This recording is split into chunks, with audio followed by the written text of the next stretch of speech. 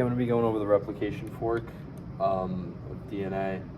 DNA, as you see here, DNA the replication fork is bidirectional because if you were to draw a line right down the middle, you have two replication forks, both with their own leading and lagging strand. On this side, it runs, the top is 3 prime, bottom is 5 prime. On this side, the top is 5 prime, the bottom is 3 prime.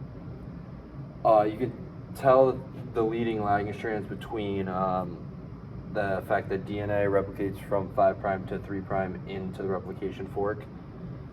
So, therefore, the leading would be bottom, lagging top, leading top, lagging bottom.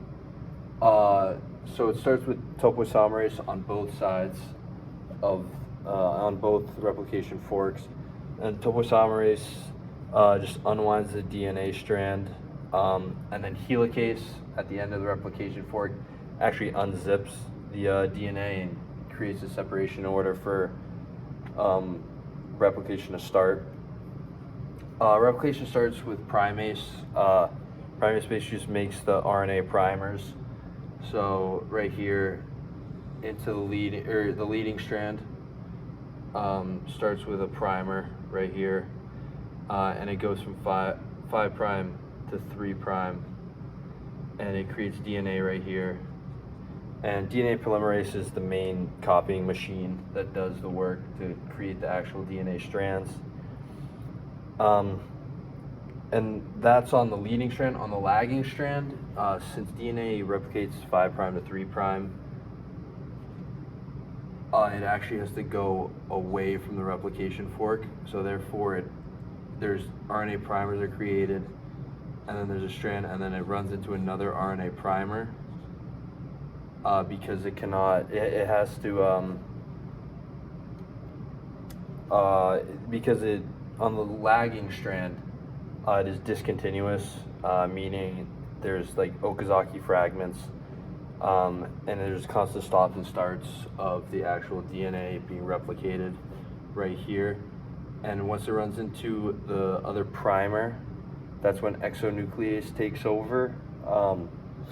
Basically, when the RNA and DNA meet, exonuclease eliminates this RNA primer right here. So this RNA primer created a strand into this other RNA primer, which created its own strand.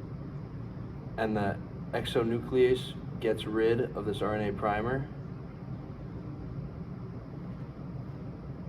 And then DNA ligase seals the DNA backbone. Therefore, it basically gets rid of those nicks that where the RNA primer was that it got rid of by the helicase or the exonuclease.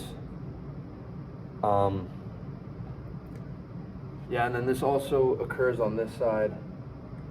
So again, the RNA primer into the replication fork, 5 prime to 3 prime.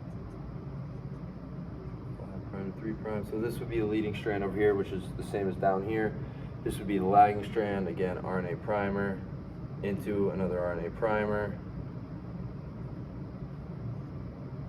And then the exonuclease gets rid of this RNA primer. And then the DNA ligase seals that nick to create one DNA strand. And it's discontinuous because there's a constant stop and start. Let's see. Oh, it is, DNA is semi-conservative because after it replicates, there's the parent strand, which is the strand we started with, and the daughter strand. Basically mean that there's one newly synthesized side of DNA, and then along with the parent strand, which means it is semi-conservative. Now the actual DNA polymerases, Pol epsilon. Actually, we'll start with Pol alpha.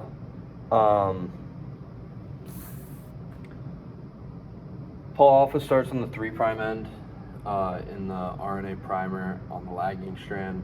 So right here, Pol alpha. Sorry. And the Pol alpha is just this little segment right here.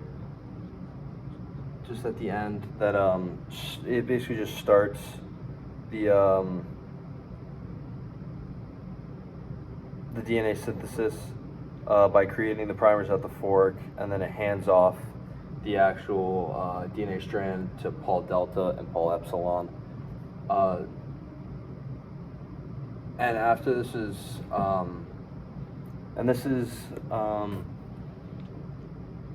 here, we'll do it down here on this one, down here on this lagging strand. So basically Paul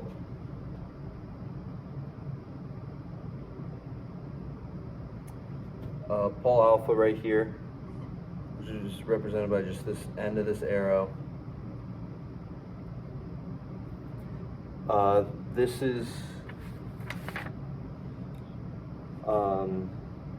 this starts on single strand binding and single strand binding proteins, and as the strand starts to continue, these single strand binding proteins actually disappear, and they are gotten rid of.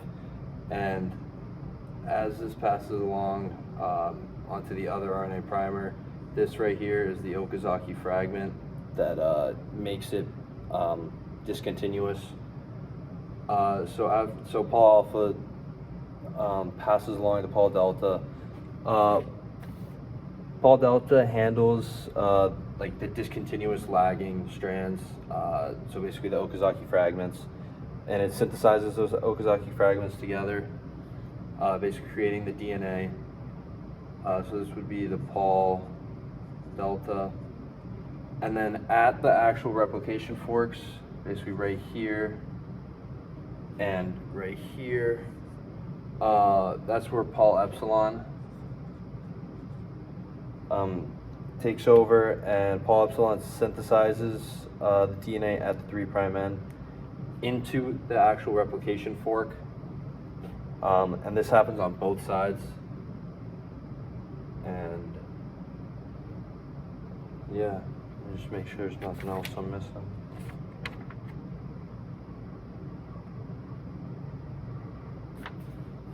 I don't think so.